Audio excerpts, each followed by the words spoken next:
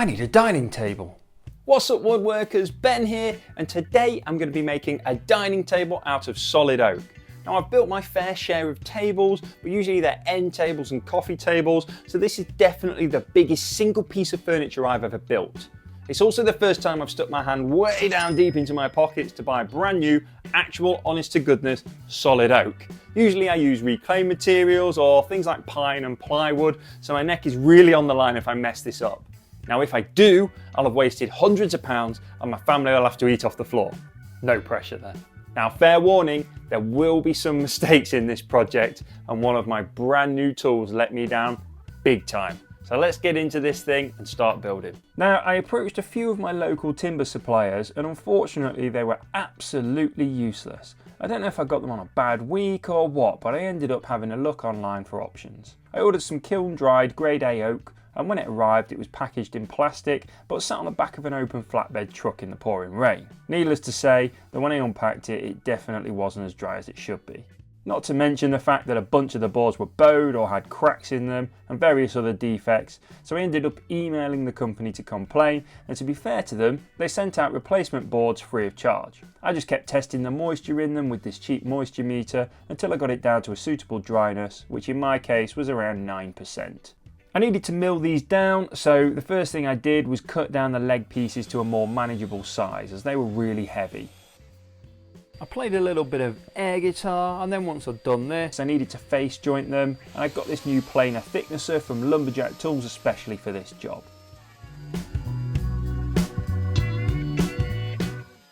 Once I'd planed the face, I did the same to one edge and then moved on to the thinner boards to face joint them. I kept these at their full length as I needed them long for the tabletop, and I purposely ordered longer than I needed as I expected some snipe during the milling process. But they were very difficult to handle at this size, and really the planer wasn't built for boards this long. I proved that when I tried edge jointing them, because they were just too long to handle, so I needed to come up with a different solution for this, but that can wait till later. Alright, so now that I've planed one side of the board so they're nice and flat, I did get myself a nice little cut. They say to watch out for your tools, but actually watching out for the sharpness of the wood once you've been planing it is also something to look out for.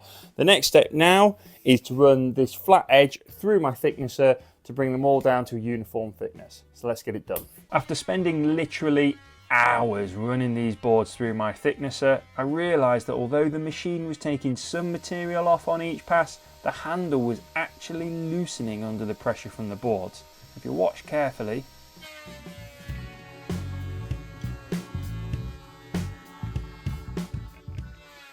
there, you see that? The bloody handle kept undoing itself, and it meant that the boards were getting planed unevenly. But then, to make matters worse, the planer kept cutting out, even with the thinnest amounts being taken off, and it really started to wind me up.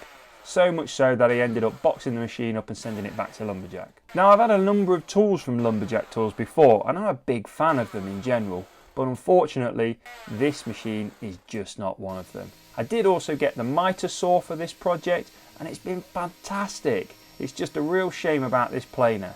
Now to be fair to the planer, the dust collection was incredible, and my Lumberjack shop vac did a great job. So much so that I only realised it needed emptying when it was completely full each time. I think by the end of this process I'd filled about 10 bags full of shavings. I didn't know what to do with them all, and it felt like a waste just to throw them out. So I put them on our village Facebook group, and within a couple of hours someone had come and collected them for their horse's bedding or something. So I ended up borrowing my dad's old Ryobi thicknesser, and you can tell it's old because it's the blue colour one, and that handled all the oak beautifully. I think these smaller planer jointer combo machines just aren't really made for larger projects, and you can only use them for smaller stuff. In all honesty, after going through all of this as a hobbyist woodworker in a home workshop, if you're planning on using boards this long, then I'd recommend paying to get them properly planed down professionally when you buy the timber, so that you don't have to mess around with it using basic DIY and hobby tools. If you have a high-end planer or jointer, then feel free to give it a go, but for most of us I think it's probably easier to just get it done up front and maybe thickness it down to the final thickness with a dedicated machine if you want to. Next up, I needed to figure out a way to tidy up the edges of these boards, and after inspecting them I realised they were actually pretty neat compared to the faces. There There was no way I was going to be able to properly edge joint them using the tools I have, and I thought that if I started to hand plane them or use an electric plane or anything, I'd probably make even more of a mess out of them. So I decided to just run them through the table saw to neaten them up. I figured I could make sure they were aligned properly and clamp the hell out of them to make sure that I close up any small gaps there might be. The problem was that I didn't have quite enough infeed for the length of the boards to the width I needed. It was literally a few millimetres out though, so I just moved this big old cabinet out of the way and took some clamps off the side to get it to fit, and then I just ran them through the table saw.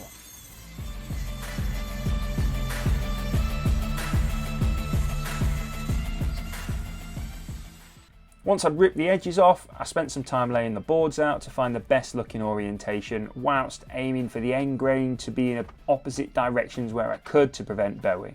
These boards didn't have much of a curve on the grain direction, so some of them are the same direction, but I'm pretty confident that it won't have any adverse effects. I've decided to use biscuits to align the boards for clamping up. In order to do this, I marked out the snipe on the end of the boards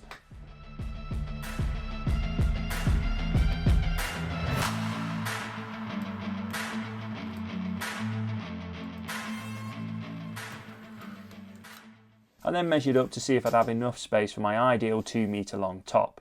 And what do you know? Perfect. I'm pleased I didn't order boards any shorter though, let's put it that way. So then I spent some time marking out where I wanted my biscuits to go. I probably went a little bit overkill with it, but that's what we do as woodworkers, right?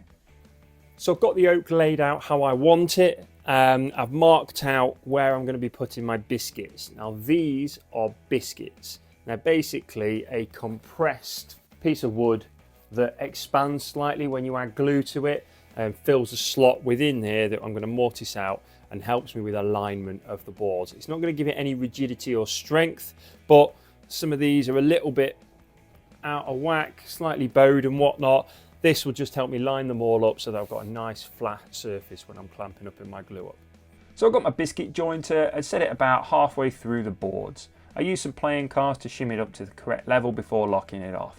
Annoyingly, I'd broke one of the plastic handles that tightens it up, so I had to do it up with a spanner, but it worked fine. I then just ran down the length of each board on both sides, lining it up with the lines I'd drawn, making sure not to do the outside edges of the boards.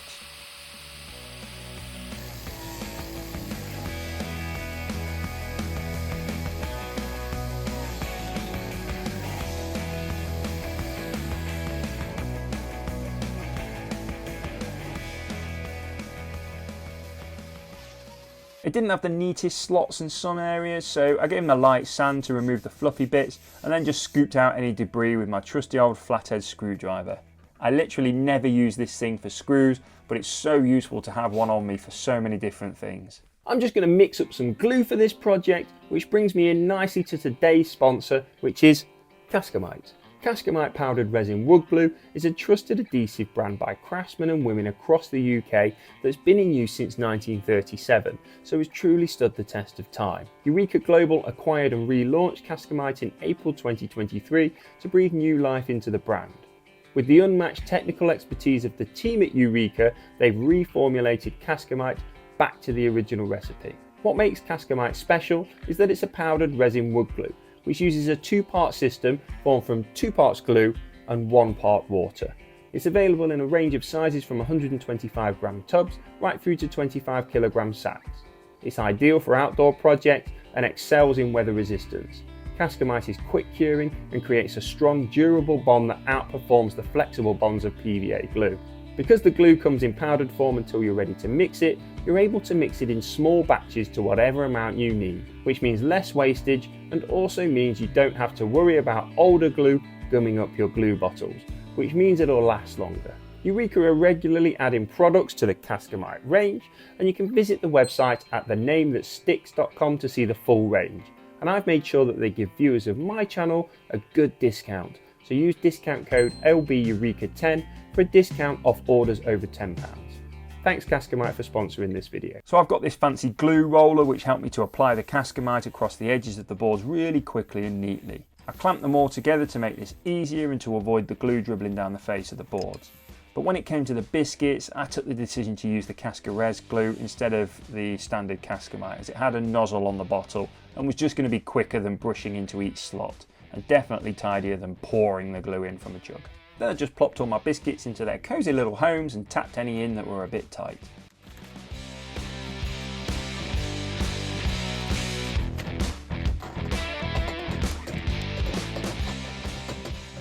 And it was just a case of getting everything into clamps, and with such a lot of timber to clamp together, it was a bit stressful, but luckily the biscuits all helped align everything properly.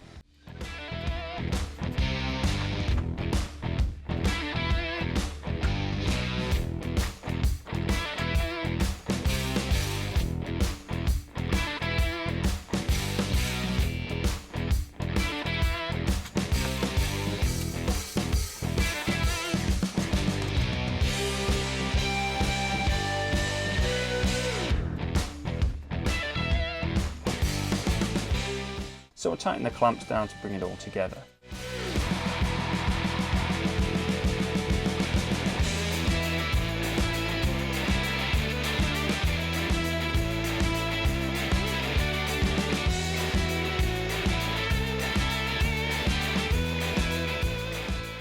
When you're clamping anything, but especially a panel, you want to make sure that you don't over tighten the clamps, as you can cause the panel to bow up in the middle due to the pressure on the ends, as you can see here. If you do get this, just loosen the clamps a touch and it will settle back down. And there we go, a little bit of squeeze out, nice and clear from the Cascamite, and the joints came together pretty well considering it was just ripped on the table saw.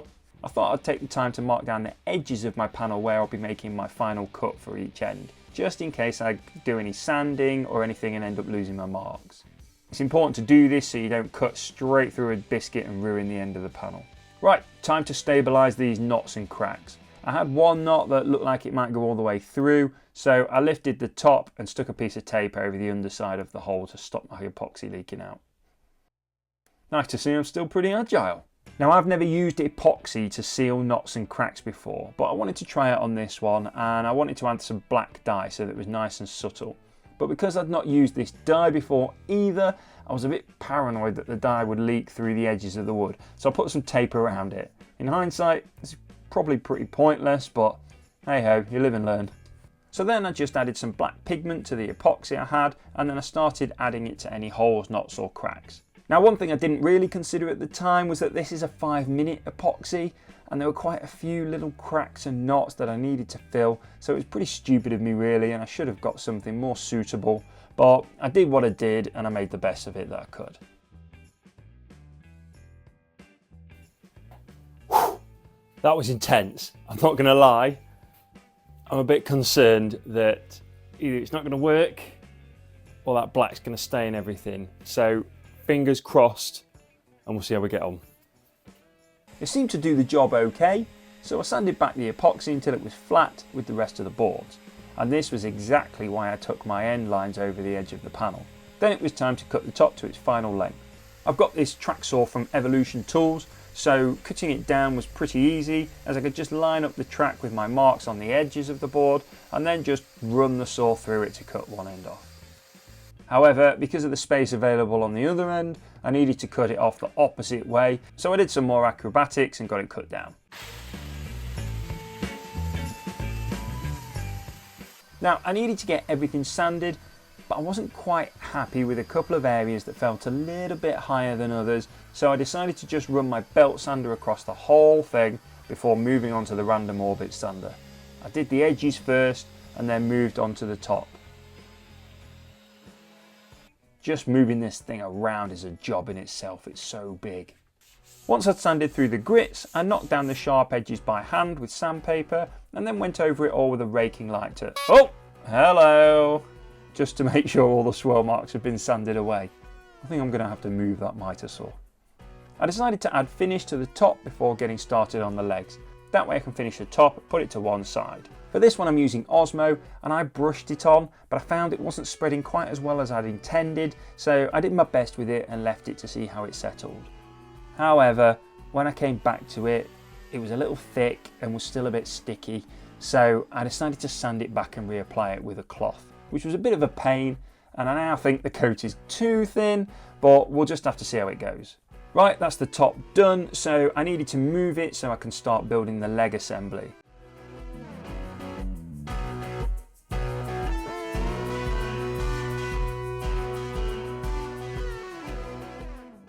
This top is a beast, so it really was quite difficult to move, but I got it moved over to the other side of my workshop and then I could start working on the legs. This is where I feel like I made another mistake. I got extra leg material sent through from the timber supplier, but it all ended up with checks in it after drying out, so I was just forced to pick the best ones really. I think if I were to do this again, I'd probably make some legs by laminating a couple of the thinner boards together. Anyway, I had what I had, so I cut the legs down to final length.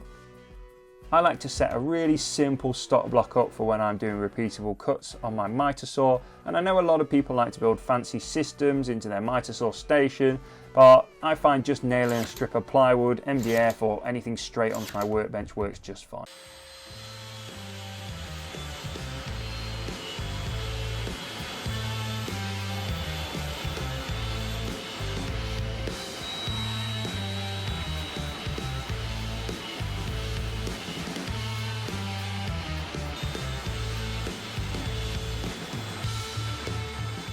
Once the legs were cut, I needed to cut the thinner boards for the skirts. So I used my nail gun stop block trick again here.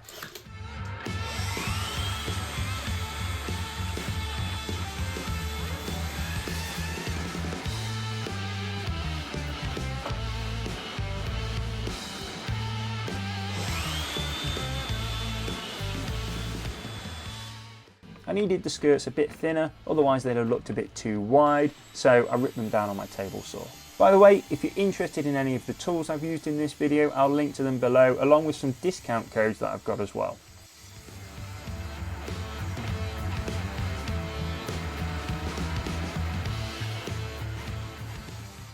Right, so all the pieces are cut, and I've got 4 legs, 2 end skirts, and 2 side skirts. So originally I was planning to use dowels to assemble this, and I did a test piece which worked fine, but I've always found with dowels that there's a high risk of drilling one slightly out of line and then it messes up the whole joint. So I thought I'd just give pocket holes a try as well, because frankly they're a hell of a lot easier, but I wondered how strong they'd be. So I tested that out as well. From all that lifting and moving of the boards and the tabletop, I'm now absolutely jacked, but still couldn't pull them apart. And that was without glue. So I made the decision to just go with pocket holes. Will it last as long as the dowels? Who knows, but it'll certainly do for me. It's important to use the right screws for this, because I'm doing a hardwood. I've got the fine thread screws rather than the coarse thread screws. Coarse ones are great for pine and softwoods, but you need the fine thread ones for the hardwoods. Once I drilled my pocket holes, I gave all the pieces a good sanding down prior to assembly, as it's a lot easier while they're all separate. A little trick I like to use is I just scribble on the piece with a pencil and then just sand the lines off with each grit. This way I know I've covered the whole piece, but it also means that I don't get confused as to how many sides I've done. I've been known to sand 5 sides of a 4-sided board before. Then I just knock down the edges again by hand to remove the sharpness. I made up some more cascamite, and using my clamping squares, I made sure the joints were square prior to screwing in the pocket hole screws. So I applied a decent level of glue on each of the joints prior to screwing in my pocket hole screws. I used these clamps just to make sure that everything was held nice and tight, and I used the right pocket hole screws as I mentioned before.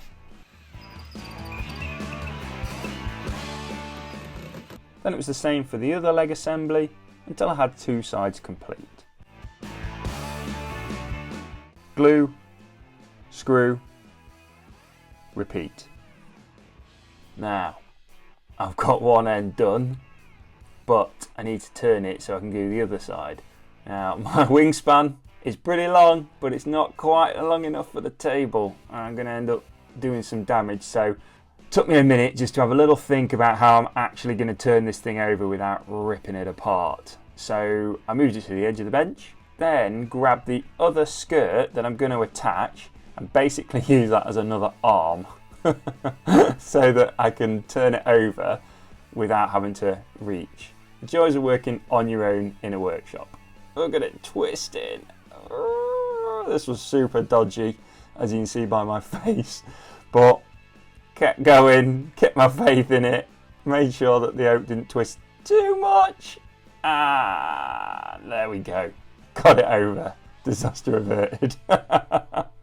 Then I just had to attach it in the same way as I did the other one. Once I'd done all the joints, I left it for the glue to dry, but I just checked everything was square first by measuring the diagonals to make sure they matched.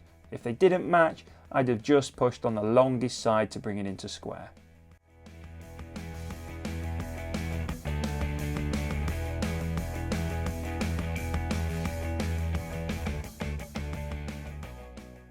Now, when I was moving the leg assembly around, it became very clear that this frame needed some further support to stiffen it up a bit. So I took some measurements and then I had a long think about how I was going to move the frame down off the workbench.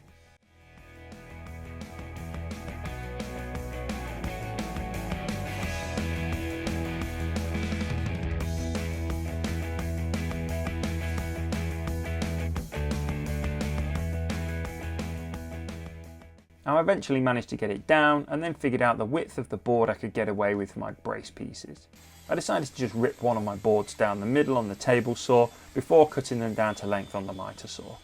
Then I stuck a couple of pocket holes in each end and making sure the frame was still square, I attached the cross braces. It feels a lot more stable now, so it was loads easier to pick up, but unfortunately that didn't help me nearly throw it off the end of the workbench.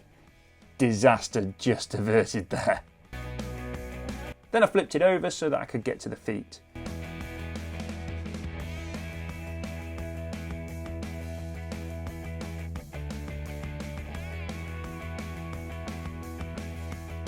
I chucked a chamfer bit in my trim router and then just ran round the bottom of each foot. The idea being that this will stop the feet catching on the floor and should avoid any accidental chipping.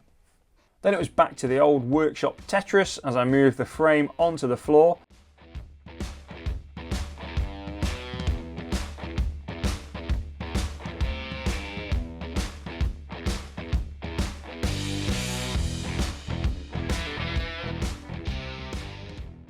So that I could put the top onto the workbench.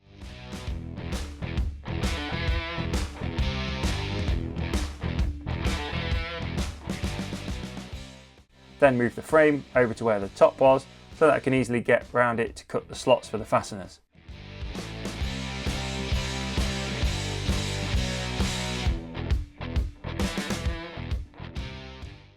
The fasteners I'm using here are these Z-clip ones that basically just fit into a slot in the frame and then screw into the underside of the top. These slots and the fact that it's not attached at one end means it can move freely forwards, backwards and side to side with the changes in heat that can affect the swelling or shrinking of the wood. I've used these on a few projects now and I really like how simple they are, especially if you've got a biscuit jointer. If you don't have a biscuit jointer though, you could get a slot cutting bit on your router and do the same sort of thing with that. Once I cut my slots, I raised it up off the floor onto some of these grip blocks that you'll have seen me using earlier in the video. I really like these blocks and I highly recommend getting some. I use mine all the time, so I'll link to them in the description. This meant I could add finish to the frame, and once it was dry, I took it into the house so I could attach the top.